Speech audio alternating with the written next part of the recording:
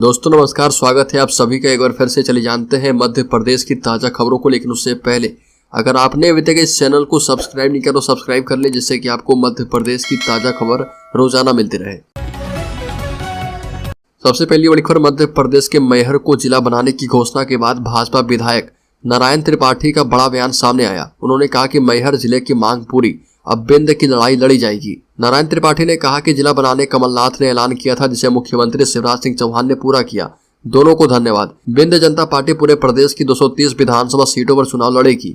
सतना जिले के मैहर से विधायक नारायण त्रिपाठी ने कहा कि बिंद जनता पार्टी केवल बिंद संभाग नहीं बल्कि पूरे मध्य प्रदेश में चुनाव लड़ेगी। पार्टी का चुनाव चिन्ह किसान रहेगा। बड़ी खबर, दुष्कर्म के आरोपी मिर्सी बाबा को जेल से मिली रिहाई, महिला ने लगाया था आरोप। महिला के साथ कुकर्म के आरोप में वैराग्यानंद गिरी उर्फ मिर्सी बाबा लंबे समय से जेल में बंद थे और उन्हें जेल से रिहा कर दिया गया है। मिर्सी बाबा को जेल से बाहर आने से उनके समर्थकों में खुशी की लहर है। बता दें कि साल 2022 में 28 साल की महिला से रेप करने के चलते मिर्सी बाबा को जेल भेजा गया था, लेकिन 1 साल के बाद कोर्ट ने उन्हें बरी कर दिया है। समृता सिंह ठाकुर की कोर्ट ने यह फैसला सुनाया है। वैराग्यानंद गिरी उर्फ मिर्सी बाबा पर रायसेन की रहने वाली 28 साल की महिला ने भोपाल के महिला थाने में रेप का केस दर्ज करवाया था। बड़ी खबर, मुख्य निर्वाचन आयुक्त ने कहा कि अक्टूबर के फर्स्ट वीक में यानी पहले सप्ताह में लग जाएगी आचार संहिता। मध्य प्रदेश के विधानसभा चुनाव की तैयारियां जोरों शोरों से चल रही है। ऐसे में आचार संहिता को लेकर ताजा अपडेट सामने आया। मुख्य निर्वाचन आयुक्त राजीव कुमार ने बताया कि अक्टूबर के फर्स्ट वीक में आचार संहिता लग जाएगी। मुख्य निर्वाचन आयुक्त राजीव कुमार ने कहा कि मध्य प्रदेश में 11 सितंबर 2023 तक मतदाता सूची में नाम जोड़े जाएंगे। 4 अक्टूबर को मतदाता सूची का फाइनल पब्लिकेशन होगा। मतदाता सूची त्रुटि रहित हो, इस बात पर पूरा फोकस है। फॉर्म 7 उपलब्ध होने पर ही मतदाता सूची से नाम हटाना संभव होगा। बड़ी खबर, मध्य प्रदेश चुनाव में मुफ्त के उपहार पर भारत निर्वाचन आयोग सख्त, केंद्रीय एजेंसियों को किया अलर्ट। चुनाव में मुफ्त के उपहार पर भारत निर्वाचन आयोग ने सख्ती बरती है, साथ ही केंद्रीय एजेंसियों को अलर्ट किया है। चुनाव आयोग ने तमाम केंद्रीय और स्टेट एजेंसियों को इसे रोकने सख्ती से कदम उठाने के निर्देश दिए। हालांकि चुनाव आयोग ने कहा कि सियासी दलों द्वारा मतदाताओं को लुभाने के लिए किए जाने वाली घोषणाओं पर फिलहाल आयोग की कोई रोक नहीं है। इसको लेकर पूर्व में आयोग की तरफ से प्रस्ताव तैयार किया गया था, लेकिन अभी यह सुप्रीम कोर्ट में विचाराधीन है। उधर आयोग ने चुनाव में शराब और नकदी की जब्ती को लेकर चिंता जताई है। बड़ी खबर, मध्य प्रदेश के सागर जिले में हो रही 3 दिवसीय कथा के कार्यक्रम में धीरेन्द्र शास्त्री की सुरक्षा के साथ पंडाल में भी सिक्योरिटी के खास इंतजाम किए गए। इस दौरान 1000 से अधिक पुलिस के जवान तैनात रहेंगे और इसमें क्विक रिस्पांस फोर्स को भी शामिल किया गया है। बागेश्वर धाम के आचार्य धीरेन्द्र शास्त्री की सुरक्षा को बढ़ा दिया गया है। कुछ दिन पहले यूपी के बरेली में रहने वाले एक युवक ने धीरेन्द्र शास्त्री को जान से मारने की धमकी दी थी। हालांकि बाद में धमकीबाज युवक को गिरफ्तार कर लिया गया था। बड़ी खबर, शिवराज होंगे अगले मुख्यमंत्री पद के दावेदार, हो गया साफ। मध्य प्रदेश में चुनाव होने वाले हैं और बीजेपी में मुख्यमंत्री पद को लेकर संशय बना हुआ है। बीजेपी के द्वारा अभी तक सीएम चेहरे को लेकर कोई घोषणा नहीं की गई। बीजेपी बिना सीएम चेहरे के चुनाव लड़ रही है। वहीं पार्टी के वरिष्ठ नेता भी सीएम पद को लेकर चुप्पी साधे हैं।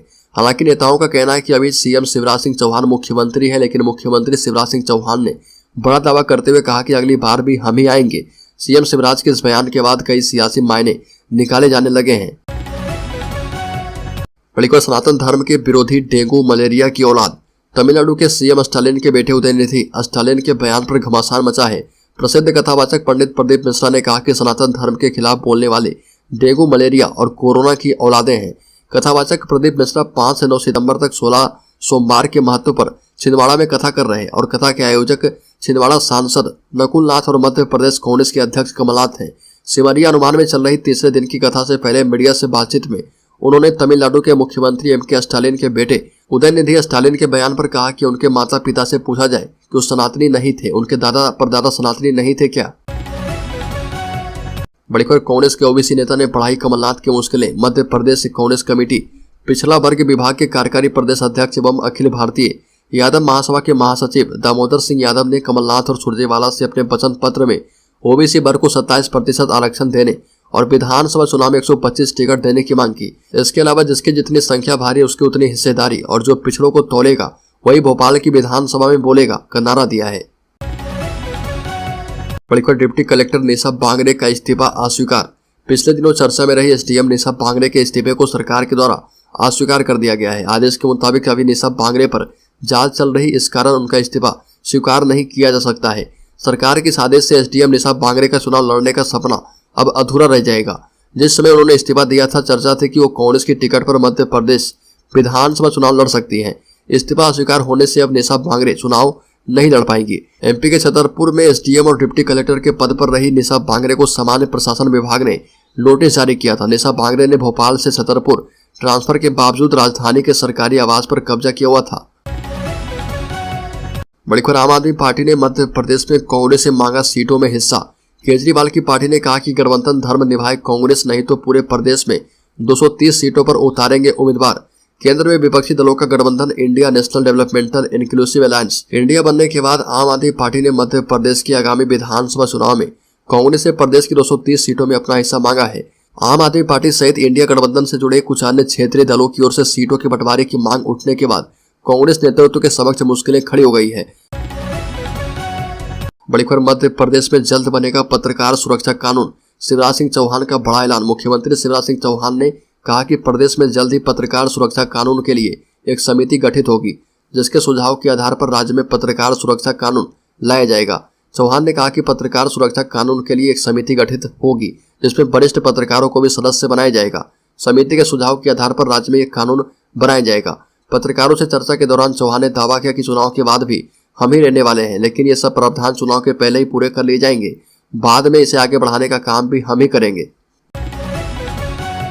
बड़ी खबर, कूनो नेशनल पार्क में 8 चीतों की मौत के बाद राज्य सरकार अलर्ट मोड पर है और अब सागर जिले के नौरादेही अभ्यारण्य को चीतों के लिए अनुकूल माना जाने लगा है। राष्ट्रीय बाघ संरक्षण प्राधिकरण NTC और देहरादून स्थित भारतीय वन्यजीव संस्थान ने अपने वैज्ञानिक अध्ययन में नौरादेही अभ्यारण्य को चीता शिफ्ट करने के लिए उपयुक्त माना और ये जानकारी केंद्रीय पर्यावरण, वन एवं जलवायु परिवर्तन मंत्री भूपेंद्र यादव ने पत्र लिखकर मंत्री गोपाल भार्गव को दी है, जिसमें कहा है कि नौरादेही वन्यजीव अभ्यारण्य क्षेत्र उन स्थलों में से एक है जहां भविष्य में चीतों को छोड़ा जा सकता है। बड़ी खबर, छोटा हुआ सीएम शिवराज का रोड शो। प्रशासनिक अफसरों ने 2.5 किलोमीटर का नया रूट किया तैयार। मुख्यमंत्री शिवराज सिंह चौहान का 10 सितंबर को प्रस्तावित रोड शो अब 5 के बदले 2.5 किलोमीटर का हो सकता है। प्रशासनिक अधिकारियों ने अचलेश्वर मंदिर से रोड शो के आगे के रास्ते पर 3 घंटे तक होमवर्क किया है। अब तक की स्थिति में रोड शो को बड़ा सराफा होकर फालका बाजार से निकालने का प्लान प्रशासन ने बदल दिया है। प्रशासनिक अफसरों ने जो 2.5 किलोमीटर का नया रूट तैयार किया है, उसके मुताबिक मुख्यमंत्री अचलेश्वर मंदिर पर पूजा अर्चना के बाद रोड शो के लिए रवाना होंगे। सीएम के रोड शो के दौरान बड़ी पार्किंग नहीं होने से प्रशासन पार्टी नेताओं से ज्यादा 4 पहिया वाहन से लोगों को लाने का आग्रह करेगा। बसों की पार्किंग सड़क किनारे बनाई जाएगी।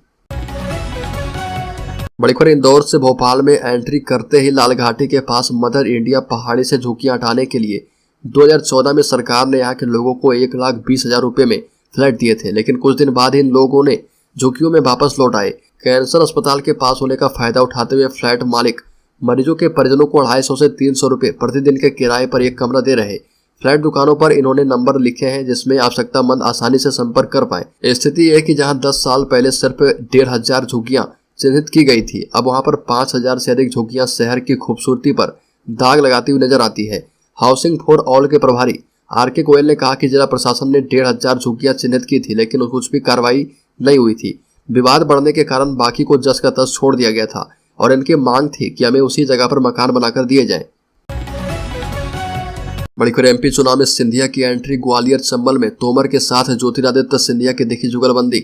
मध्य प्रदेश विधानसभा चुनाव में ज्योतिरादित्य सिंधिया की एंट्री हो गई है और भाजपा की जनाशीर्वाद यात्रा के दूसरे दिन ज्योतिरादित्य सिंधिया केंद्रीय मंत्री नरेंद्र सिंह तोमर के साथ जनाशीर्वाद यात्रा में सवार दिखाई दिए और भाजपा के समर्थन में लोगों से आशीर्वाद मांगा।